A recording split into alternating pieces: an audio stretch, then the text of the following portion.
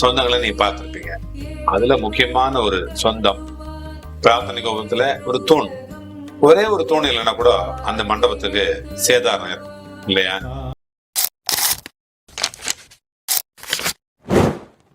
உற்சாகமா வேலை செய்யக்கூடிய ஒரு நம்பிக்கையோடு இருக்கக்கூடிய ஒரு அன்பர், எல்லாத்தையும் தாண்டி நேர்மையா நடக்கக்கூடிய அன்பர். ஆக்சுவலா பாபா அப்படின்னா எனக்கு தெரியாது. எனக்கு சீனியர்கள் ரொம்ப பேர் ரொம்ப சீனியர்லாம் இருக்கிறாங்க. நான் ஜூனியர் தான் சொல்லணும்.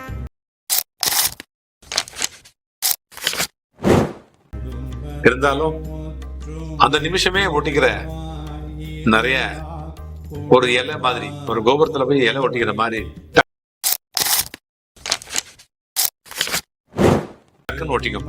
காத்து அந்த பக்கமே அடிச்சுட்டு இருந்தா அந்த இலை அந்த கோபுரத்திலேயே ஒட்டிக்கிட்டே இருக்கும். வேறு பக்கம் அடிச்சா இலை தள்ளிப்படும். ஆனா என்னை பொறுத்தளவுக்கு அந்த இலை மாதிரி ஒரு பக்கமே அடிச்சுக்கிட்டு அந்த கோபுரத்து பாபா கூடவே ஒட்டிக்கிட்டு இருக்கேன். கம் போட்டு ஓட்டின மாதிரி ஒட்டிக்கிட்டேன். அதைத்தான் சொல்லணும்.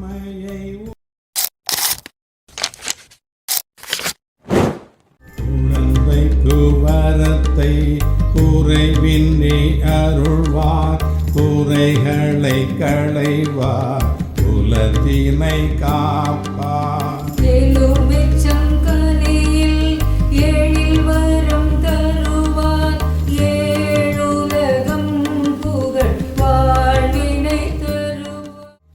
ஓம் சாய்ராம். அன்பு சாய் சொன்னாங்களே, நம்ம பிரார்த்தனை கோபுரத்துல நிறைய சொந்தங்களை நீ பார்த்திருப்பீங்க. அதுல முக்கியமான ஒரு சொந்தம் பிரார்த்தனை கோபுரத்துல ஒரு தூண். ஒரே ஒரு தூண் இல்லைன்னா கூட அந்த மண்டபத்துக்கு சேதாரம் இருக்கும் இல்லையா? அதே மாதிரி இவர் இல்லை அப்படிங்கிறத ஒரு சில மாதங்கள்ல நாம உணர்ந்தோம். ஆனா திரும்பி வந்து நம்மளோட இணைஞ்சி பாபாவுடைய அந்த பணிகளை, ஆன்மீக பணிகளை செவ்வனே செய்யறாரு, சேவை பண்றாரு. சில சொந்தங்கள் வந்து பண்ணக்கூடிய அந்த சேவைய, சாயப்பாவுக்கு பண்ணக்கூடிய சேவையை திருப்பி சாயப்பா பண்றாரா அப்படின்னா அது ஒரு பெரிய கேள்விக்குறி அவங்களுக்குள்ள வருது. உண்மையில அந்த கேள்விக்குறி இல்ல. உன்னை நோக்கி நான் ஓரடி வந்தால் என்னை நோக்கி நீ 100 அடி வருகிறாய் அப்படின்னு ஒரு பக்தரும் சாயப்பாவை பத்தி சொல்றாங்க. அது உண்மையா பொய்யா அப்படிங்கிறத நாம நிதர்சனமா பிரத்யட்சமா நம்ம தெரிஞ்சுக்கிறோம் இந்த பிரார்த்தனை கோபுரத்துல. அப்படியே அற்புதம் செய்யறார். ஒரு நாளும் ஒரு நிமிஷமும் அவர் தரக்கூடிய அற்புதத்தினாலதான் நாம வாழ்றோம் அப்படிங்கிறத இந்த பிள்ளைங்க புரிஞ்சுக்கிறாங்க இல்ல. ஆனா நம்முடைய நண்பர் சாயி சொந்தம்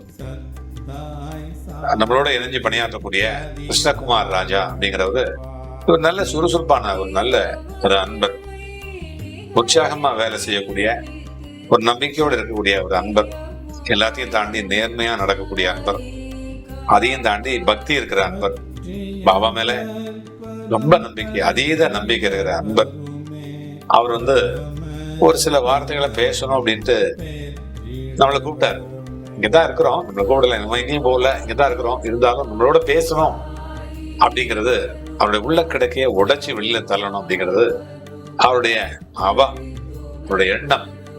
இன்றைக்கு அது வாய்ச்சிருக்குது. அவர் எடுப்பார், எல்லாத்தையும் தொடுப்பார் கணைகளை. ஓம் சாய்ராம். ஓம் சாய்ராம்.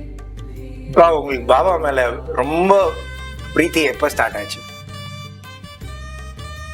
ஆக்சுவலா பாபா அப்படின்னா எனக்கு தெரியாது. எனக்கு சீனியர்கள் ரொம்ப பேர் ரொம்ப சீனியர்லாம் இருக்கிறாங்க. நான் ஜூனியர் தான் சொல்லணும். இருந்தாலும் அந்த நிமிஷமே ஒட்டிக்கிற நிறைய ஒரு இலை மாதிரி, ஒரு கோபுரத்துல போய் இலை ஒட்டிக்கிற மாதிரி டக்குன்னு ஒட்டிக்கும். காத்து அந்த பக்கமே அடிச்சுட்டு இருந்தா அந்த இலை அந்த கோபுரத்திலேயே ஒட்டிக்கிட்டே இருக்கும். வேறு பக்கம் அடிச்சா இலை தள்ளிப்படும். ஆனா என்னை பொறுத்தளவுக்கு அந்த இலை மாதிரி ஒரு பக்கமே அடிச்சுக்கிட்டு அந்த கோபுரத்து பாபா கூடவே ஒட்டிக்கிட்டு இருக்கேன். கம் போட்டு ஓட்டின மாதிரி ஒட்டிக்கிட்டேன். அதைத்தான் சொல்லணும். இதுதான் உண்மை. என்னன்னா நிறைய பேர் வந்து பல வருஷமா பாபா வாழ்ந்த காலத்திலே இருந்து பரம்பரையா அவர் வணங்கிட்டு வர்றவங்க இருக்கிறாங்க. அதே வந்து ஒரு 10 வருஷம்னு வச்சுக்கலாமே. என்னை வந்து அவர் ஆட்கொண்டது அப்படின்னு சொன்னா 10 வருஷம் வச்சுக்கலாம். முதல்ல நான் நடந்து போகும்போது காலில் வந்து அவர் கிடைச்சாரு. ஓகே. காலில் மிதிச்சுட்டேன் அவரு. ஓகே. மேய்ச்சி விட்டோடனே ஒரு படம், அது யாருன்னு தெரியாது, ஏதோ படம் கீழே கிடக்குது, அதை மெச்சிட்டோம். எடுத்து பார்த்தா பாபா, பெரியவர், யாரோ ஒரு வயசானவர், தெரியாது யாருன்ட்டு. சார் பாபா, இதுதான் பாபான்னு சொல்றாங்க. சரின்னு சொல்லிட்டு இது மதி, அது அவருக்கு வந்து மனசுல மரியாதை கொடுக்கும். மரியாதை சொல்லிட்டு தொடச்சிட்டு, அந்த அழுக்கெல்லாம் தொடச்சிட்டு நல்லா சுத்தம் பண்ணி பாக்கெட் வச்சுட்டேன். அப்படிதான் என் வீட்டுக்குள்ள நுழைஞ்சாரு. அப்புறம் என் மனசுக்குள்ள நுழைஞ்சாரு, அவருக்குள்ள நான் நுழைஞ்சிட்டேன். அப்படிதான் சொல்லணும். ரொம்ப மிக்க நன்றி. இன்னொரு விஷயம் என்னன்னா, நீங்க ஆத்மாத்மா இப்படிதான் பண்ணணும் அப்படின்னு நினைப்பீங்களா? என்னது இப்படிதான் பண்ணணும்? ஒரு சில விஷயம் எல்லாம் கோயில்ல இப்படிதான் நடக்கணும், இந்த வழித்துணை பாபா கோயில்ல. அது மேல்மருவத்தூர்ல ஓகே பெண்கள் எல்லாம் ஓகே இந்த 3 நாட்கள் ஓகே வரலாம் அப்படின்னு சொல்லிட்டு ஒரு நியதி வச்சு. ஓகே, அந்த மாதிரி பாபா வந்து அப்படிதான். எப்படி மருவத்தூர்ல அம்மனுக்கு உகந்ததோ அதே மாதிரி இங்கே பாபாவுக்கும் உகந்ததுதான். இதுல வந்து எல்லாமே இயற்கை தான். குளிச்சுட்டு வரணும், அப்புறம் வந்து ரொம்ப நியதியோட வரணும். பாபா அப்படின்றதே ஒரு தனி வழி, அவர் வழியே தனி வழி. அந்த வழியில அவருக்கு தேவை என்ன? அவருக்கு 2 தான் தேவை, 2 ரூபாய் தான் தேவை. அந்த 2 ரூபாய் என்ன? 1 ரூபாய் வந்து என் மேல நம்பிக்கையாரு, இன்னொரு ரூபாய் நடக்கிற வரைக்கும் பொறுமையாரு. இந்த 2 இருந்தா போதும், நீ குளிக்க அவசியம் இல்லை. அவரே குளிக்க மாட்டாரு. ஏன் குளிக்க மாட்டாரு? அவர் மனசுல சுத்தமா இருக்கிறார், மனதளவுல சுத்தமா இருக்கிறார், அவருக்கு நேரம் இருக்காது. அதையும் தாண்டி அவருக்கு தேவையே இல்லை, குளிக்கணும்னு அவசியம் இல்லை. குளிச்சுதான் அவர் சுத்தமாகணும், பியூரிட்டியா இருக்கணும்னு அவசியம் இல்லை. ஆமா, அதனால அவர் நம்ம சட்டையில ஒரு சின்ன ஒரு துளி அழுக்கு இருந்தாக்கா, நம்ம இன்டர்வியூக்கு போகும்போது அந்த அழுக்கு தான் நம்ம மனசுல இருக்கும். எவ்வளவு நம்ம பியூரிட்டியா இருக்கோம், எவ்வளவு நம்ம ஞாபக சக்தியோட இருக்கிறோம், எவ்வளவு திறமையா இருக்கிறோம், அதெல்லாம் பறந்து போயிட்டு அந்த கூட துளியில தான் நமக்கு எண்ணமெல்லாம் இருக்கும். சோ நமக்கு நம்மளை பொறுத்தளவுக்கு நம்ம உடம்புல அழுக்கு இருந்தா நம்ம அந்த மாதிரி. ஆனா அவர் அப்படி இல்லை, அவர் கடவுள். அவர் வந்து அவருக்கு அதெல்லாம் தேவையில்லை.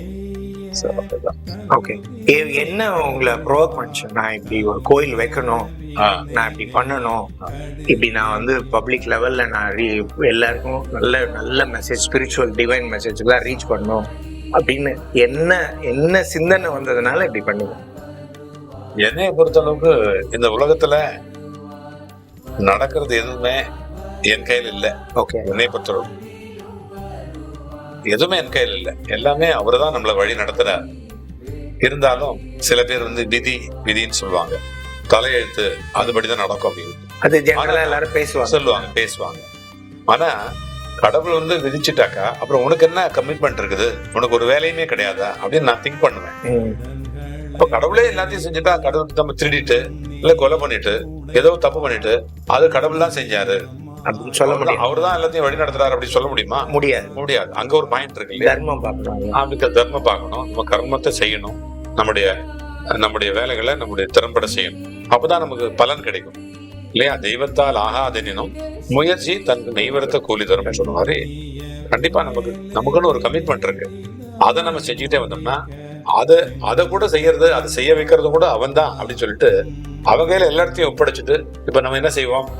நாம நல்ல சக்சஸ் கிடைச்சதுனாக்கா அது நான் தான், என்னால் தான் கிடைச்சது, என்னுடைய திறமை முழுக்க என்னுடைய திறமை, முழுக்க என்னுடைய வலிமை, முழுக்க என்னுடைய கடமையை நான் செஞ்சதுனால எனக்கு கிடைச்சது, பரிபூர்ணமா அந்த சக்சஸ் கிடைச்சது அப்படின்னு சொல்றோம். அந்த திறமையை கொடுக்கறதே பாபா தான். ஆனா இன்னொன்னு, நமக்கு தோல்வி கிடைச்சதுன்னா, நமக்கு வருத்தம் இருந்தா, நமக்கு வாழ்க்கையில ஏதாவது தோல்விகள் வந்ததுன்னா அதுக்கு கடவுள் மேல பாதிப்பு போட்டோம். அதான் மனிதனுடைய இயல்பு. தோத்து போயிட்டான்னா கடவுள் என்ன கைவிட்டாரு, என் தலைவெழுத்து இப்படி ஆயிடுச்சு. ஜெயிச்சுட்டான்னா நான் செய்தேன் அப்படி சொல்றான். சோ அந்த மாதிரி இல்லாம ஓரளவுக்கு நான் இறங்கி வந்திருக்கிறேன். இந்த ஆன்மீகத்துல வந்த பிறகு ஓரளவுக்கு நான் வந்து என்னை ரிலாக்ஸ் பண்ணிட்டு இருக்கேன். எது நடந்தாலும் அதை ஏற்றுக்கொள்ளக்கூடிய ஒரு பக்குவத்தை பாபா கொடுத்துருக்கிறாரு. அதை ஃபேஸ் பண்ணக்கூடிய, அதை ஏத்துக்கிறது அப்படின்றத. அதுக்கப்புறம் தப்பு நடந்தனாக்கா அல்லது வந்து நான் வந்து என்னுடைய இறக்கத்துக்கு என்னுடைய தாழ்வுக்கு எல்லாம் காரணம் நான் தான் அப்படிங்கிறத நான் முழுமையா உணர்ந்துக்கிட்டேன். அதுதான் பாபா எனக்கு சொல்லி கொடுத்துருக்கிறாரு. அப்புறம் நீங்க இங்க நிறைய பேர் வர்றாங்க, ப்ரே பண்றாங்க, பிளஸிங் கேக்குறாங்க, கோடான கோடி பேர் வராங்க. இதுல நீங்க பார்த்ததுலயே ரொம்ப ரொம்ப ஒரு கஷ்டமான ஒரு விஷயம் பாபா அப்படியே ஒரு பண்ண மிரக்கல் நீங்க பர்சனலா ஃபீல் பண்றது சொல்லுங்க. ஒண்ணுல ரெண்டுல ஒன்னா சொல்றதுக்கு அவர் டெய்லி அவர் வந்து அதுல ரொம்ப உங்களுக்கே இப்ப எப்படி வந்து இப்படி மாறி வந்தது அப்படின்றது. அதாவது நிறைய பக்தர்கள் வர்றாங்க இல்லையா, அதுல வந்து முக்கியமா என்ன வந்து ஒரு கருவியா பாபா பயன்படுத்தினது வந்து இந்த தற்கொலை பண்ணிக்கிறாங்க இல்லையா, அவங்களெல்லாம் அதுல இருந்து மீட்டெடுக்கக்கூடிய ஒரு நல்ல பணியை என்னை வந்து ஒரு நான் சுச்சி தான், அவர் தான் பவர், மனோதைரியம் ஜாஸ்தி. அந்த மனோதைரியத்தை அவங்களுக்கு கொடுத்து இதுவும் கடந்து போகும். எப்படி ஒரு இன்பம், ஒரு மகிழ்ச்சி, ஒரு வெற்றி கடந்து போச்சோ, அதே மாதிரி இந்த துன்பமும் இந்த பிரச்சனையும் உன்னை விட்டு நீங்கிடும், அதனால நீ நிம்மதியாரு அப்படின்னு சொல்லக்கூடிய ஒரு நல்ல ஒரு ஸ்தானத்தை, ஒரு சேவையை செய்ய சொல்லி எனக்கு கொடுத்துருக்காரு. அதுவே எனக்கு பெரிய பாக்கியம். அதுல ஒரு மன நிறைவு, அதுதான் சொல்லணும், மனசுக்கு நிறைவு. எனக்கு என்ன பொறுத்த வரைக்கும் கேட்டீங்கன்னா, எனக்கு நிறைய எல்லா பெரிய ஆளுங்க நிறைய ஃப்ரெண்ட்ஸ் இருக்காங்க, எல்லாரும் இருக்காங்க. எனக்கு என் மனசுக்கு பிடிச்சாதான் நான் வந்து நல்ல கொஞ்சம் ஃப்ரெண்ட்ஷிப் பண்ணுவேன். ஆமா, அதுல நீங்க ஒருத்தர். அதுல நான் ரொம்ப நன்றி சந்தோஷமா சொல்லுவேன். உங்க மனசுல இடம் கொடுத்துக்கிறீங்க, ரொம்ப சந்தோஷம். நிறைய பேர் வந்து பேசணும்னு முயற்சி பண்ணுவாங்க. காரணம் என்னன்னா, என்கிட்ட பேசுறதுக்கு முயற்சி பண்ணுவாங்க. அதுல வந்து எனக்கு பெருமைன்னு சொல்ல முடியாது. ஒரு மனுஷன் கொஞ்ச நாள் தான் வாழ போறான். அந்த கொஞ்ச நாள்ல நாங்க வந்து மற்றவங்களுக்கு நம்ம சேவை பண்ணணும், மற்றவங்களுக்கு தேவையை தரணும். அது பணம் இருந்தா தான் தரணும் அப்படின்லாம் கிடையாது. பணம் இருந்தா மகிழ்ச்சி இருக்காது. பணம் இருந்தா மகிழ்ச்சிக்கு பணம் ஒரு கருவி. ஆனா பணமே மகிழ்ச்சியை தராது.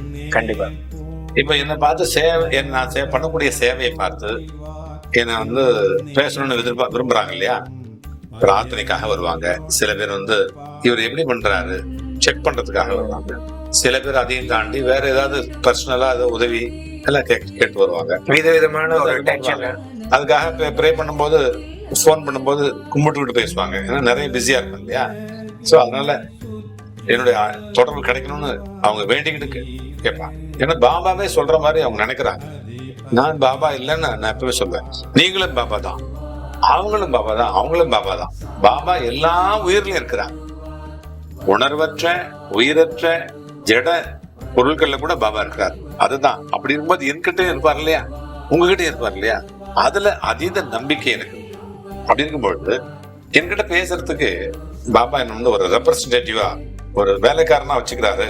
அதுக்கு ஒரு அங்கீகாரம் கொடுக்குறாரு இல்லையா. அந்த அங்கீகாரம் சில நேரங்கள்ல எனக்கு அதீதமா கொடுத்துருக்கிறாரு. அதீதம் அப்படின்னா எப்படின்னா, ஒரு சின்ன விஷயம் சொல்ற பாருங்க. நம்ம கோவிலுக்கு நிறைய பேர் வராங்க, என்கிட்ட பேசுறதுக்கு விரும்புறாங்க. அதுல ஒரு சின்ன பொண்ணு இவ்வளவு ஒரு உயரமா இருப்பான். அந்த பொண்ணு வந்து அவங்க அப்பாட்ட போயிட்டு இப்படி கேட்டுட்டு இருக்கா, என்னம்மா சொல்லுமா. அவன் சொல்ல மாட்டேங்கிறான். நானும் பாத்துக்கிட்டு இருக்கேன், அவன் சொல்ல மாட்டேங்கிறான். நான் இந்த அங்கிளுக்கு ஒரு கிஸ் கொடுக்கணும் அப்படின்னு சொல்லி என்னை பார்த்து நான் அவகிட்ட பேசணும், நான் அதை செய்யணும், அவகிட்ட நான் வந்து ஒரு கிஸ் கொடுக்கணும் அப்படின்னு சொல்லிட்டு நான் நினைக்கிறேன். அந்த நேரத்துல அந்த பொண்ணு அவங்க அப்பாவை பார்த்து இந்த அங்கிளுக்கு ஒரு கிஸ் கொடுக்கணும் அப்படின்னு சொல்றாங்க. அப்ப என்ன அர்த்தம்? அவ்வளோ இல்ல, நான் நினைச்சத பாபா நிறைவேற்றி கொடுக்குறாரு. அந்த அளவுக்கு பாசமும். அது யாருன்னு தெரியாது. ரெகுலரா வர்ற பிள்ளை கிடையாது. அந்த பிள்ளை ரெகுலரா வர்ற பிள்ளை கிடையாது. இப்ப இன்னும் திருப்பி தெரியாது, அடுத்து திருப்பி பார்க்கல. என்ன இருந்தாலும் நடந்தது இல்லையா, அது நடத்தி வச்சது யாரு? பாபா. சோ பாபா எனக்கு வந்து கிஸ் கொடுத்துருக்காரு, பாபா வந்து எனக்கு கொடுத்திருக்கிறாரு. அதுதான் நம்ம சொல்லணும். சோ அதே மாதிரி நிறைய அனுபவங்களை சொல்லலாம். ஒண்ணு இல்ல ரெண்டு இல்ல, நிறைய அனுபவங்களை சொல்லலாம். இன்னொரு பிள்ளை நம்ம யூடியூப்ல இது போடுவோம் இல்லையா, நம்ம ரெகுலரா தேர்ஸ்டேல லைவ் போடுவோம்.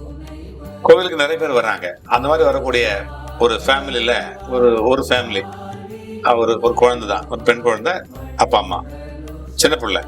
அந்த பிள்ளை வந்து நம்ம லைவ்ல பார்க்கும். லைவ்ல தேர்ஸ்டே அன்னைக்கு பார்த்துட்டு நான் என்ன கலர் ட்ரெஸ் போட்டிருக்கணும் அதே கலரை அந்த பிள்ளை அங்க போட்டுக்கிட்டு அங்கிருந்து கிளம்பி நம்ம கோயிலுக்கு வந்து நமக்கு இது பண்ணுவாங்க. என்ன பண்ணுவாங்க? அப்படி ஹைஃபை பண்ணுவாங்க. அது வந்து எனக்கு கொடுத்த ஒரு அங்கீகாரம், பாபா கொடுத்த அங்கீகாரம். இதே பெரிய வயசானவங்க கொடுத்தா, இப்ப நீங்களோ இல்ல இன்னும் கொஞ்சம் ஏஜ்டு பர்சன்ஸ் இந்த மாதிரி போட்டுக்கணும், என் கலர்ல வரணும் அப்படின்னு சொன்னா, அது வந்து நீங்க விரும்பியோ அல்லது தொடர்ச்சியா நான் சொல்லியோ நீங்க சொல்லியோ செய்யற மாதிரி இருக்கலாம்.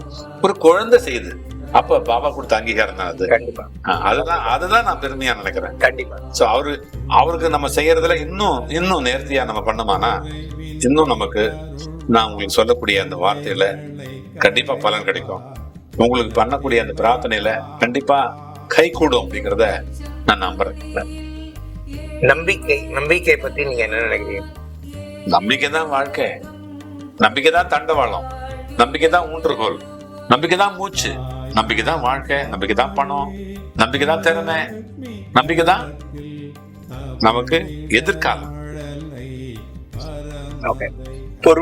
பொறுமை எங்க கையாளணும்? பொறுமைய எல்லா இடத்துலயும் கையாளணும். சோ பொறுமை ஒரு மனுஷன் ஆன்மீகத்துல வந்துட்டாலே அவனுக்கு பொறுமைன்னு அதிகம் இருக்கு.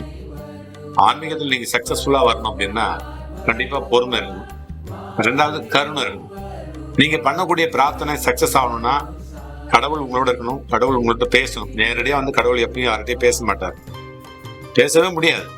சில பேர் சொல்றாங்க எனக்குள்ள இருந்து பேசுவாங்க, அப்படி இருந்து பேசுவாங்க. உங்களுக்கு இன்ட்யூஷன் சொல்லும், கண்டிப்பா சொல்லும். இந்த பிரபஞ்சம் உங்களை வழி நடத்தும்.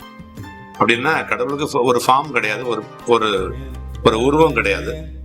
பட் கடவுள் இருக்கிறார் அப்படிங்கிறத எப்படி மின்சாரத்தை நீங்க கம்பியில உணர்றீங்களோ அதே மாதிரி அவரை உணர முடியும். உங்களுக்கு உணர முடியணும், நீங்க தெளிவா இருக்கணும், நீங்க எப்பவுமே சந்தோஷமா இருக்கணும், எப்பவுமே ஒரு மலர்ந்த முகத்தோட இருக்கணும், எப்பவுமே நீங்க மற்றவங்களுக்கு சந்தோஷத்தை கொடுக்கணும். அப்படின்னா முதல்ல கருணை இருக்கணும், பொறுமை இருக்கணும், உண்மை இருக்கணும். சரியா? இந்த 3 இருந்தா கண்டிப்பா உங்களோட கடவுள் இருப்பார். அதுக்கு நான் கொஞ்சம் முயற்சி பண்ணிட்டு இருக்கேன். மனிதனுக்கு அது தேவை. மனிதனாக ஆக முயற்சி செய்து கொண்டிருக்கிற மிருகம் அப்படின்னு சொல்லலாம். என்ன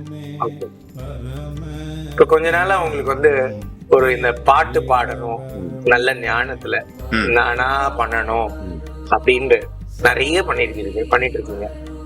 இந்த ஞானம் இன்னும் நிறைய வளர்ந்து வரணும். அது ஏற்கனவே இருக்குது. ஞானம் எல்லாருக்குமே ஒரு திறமை இருக்குது. உங்கள்கிட்ட ஒரு திறமை இருக்குது. நீங்க நல்லா ஆங்கிலம் பேசுவீங்க, நல்ல கிராமட்டிக்கலா பேசுவீங்க, ரொம்ப நல்லா பண்ணுவீங்க. ஸோ அதை வச்சு நீங்க முன்னேறலாம். இல்ல உங்கள்கிட்ட வேற ஏதோ ஒரு திறமை இருக்குது. அதே மாதிரி என்கிட்ட ஒரு திறமை இருக்குது. அந்த திறமை நல்ல ஒரு தமிழ்ல நல்ல ஒரு பாடல்களை எழுதக்கூடிய ஒரு வாய்ப்பு எனக்கு கிடைச்சிருக்குது.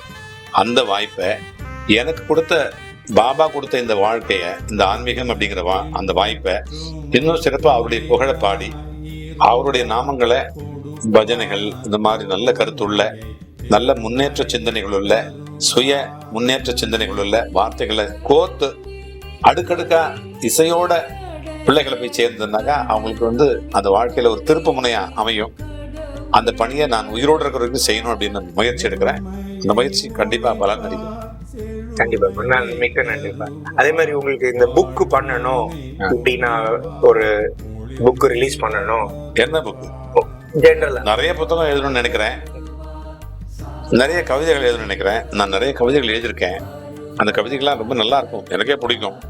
ஆனா பாருங்க, சில நேரங்களில் எழுதாம விட்டுறேன். ஏன் அப்படின்னா எனக்கு முன்னாடி பெரிய மகான்கள்லாம் எழுதியிருக்காங்க, இருந்தாலும் அவங்களோட நான் எழுதிட்டு போறேன். இருக்கும்போது எனக்கு அந்த பேனாவை முறிச்சு போட்டுறது, கட் பண்ணி போட்டுற மாதிரி எனக்கு ஒரு தோணுது. அருணகிரிநாதர் விட ஒரு மனுஷன் இந்த உலகத்துல இருக்கிறாங்களா? அருணகிரிநாதர் மாதிரி ஒரு பாடல் எழுதக்கூடிய அந்த சந்தத்தினுடைய தந்தைன்னு சொல்லுவாங்க, சந்தம் தத்தகாரத்தினுடைய தந்தை. அத மாதிரி எல்லாம் பார்த்தோம்னா சே, இத மாதிரி இருக்கும்போது நம்ம என்னத்தை எழுத போறோம்? இருந்தாலும் நமக்குன்னு ஒரு சிந்தனை வரும், நமக்குன்னு ஒரு புதுசா ஒரு கருவி, ஒரு தோற்றம் தான். எழுதி எழுதி நான் எனக்கே திருப்தி இருக்கும், திருப்பி போட்டுருவேன், காணாம போயிடும். அந்த மாதிரி பல நூற்றுக்கணக்கான பாடல்கள் எழுதியாம விட்டுருக்கேன். அது ஒரு சில பாடல்கள் இப்ப நல்ல பிரபலமாயிட்டு வருது, அது உண்மைதான். அது அவர் கொடுத்த வரம். இன்னும் நிறைய ஆயிரக்கணக்கில் இன்னும் நிறைய நான் உயிரோடு இருக்கிறதுக்கு பாடிக்கிட்டே இருக்கணும் அப்படின்னு நினைக்கிறேன். அதுதான் என்னுடைய அம்பிஷன், எனக்கு அதுதான் ஆசை. நீங்க இயல்பாவே ரொம்ப ஈஸி கோயிங் பர்சன். ஈஸி கோயிங்னா சிம்பிளா இப்படிதான் இருக்கணும், அப்படிதான் இருக்கணும், ஜென்ரலாவே அப்படிதான் இருப்பீங்களா? கன்ஃபைன்டா தான் இருப்பீங்களா? சிம்பிள் தான் சூப்பர். சிம்பிள் தான் சூப்பர். நீங்க ரொம்ப பந்தா பண்ணின்னு வச்சுங்களேன், நான் ஏற்கனவே பந்தா மாதிரி தான் இருப்பேன். பாக்குறதுக்கு சில நேரத்துல கொஞ்சம் பிரம்மாண்டமா தெரியுவேன். ஆனா என்ன கூட பழகிறவங்களுக்கு தான் தெரியும் நான் ரொம்ப டவுன் டு எர்த் அப்படிங்கிறது. அப்படிதான் தெரியும். டவுன் டு எர்த்ங்கிறது அப்பதான் தெரியும். வெளியில இருந்து பார்த்தா பிரம்மாண்டமா தெரியறதுக்கு வாய்ப்பு இருக்குது. மிக்க நன்றி. ஓம் சார், ஜெய் சார்.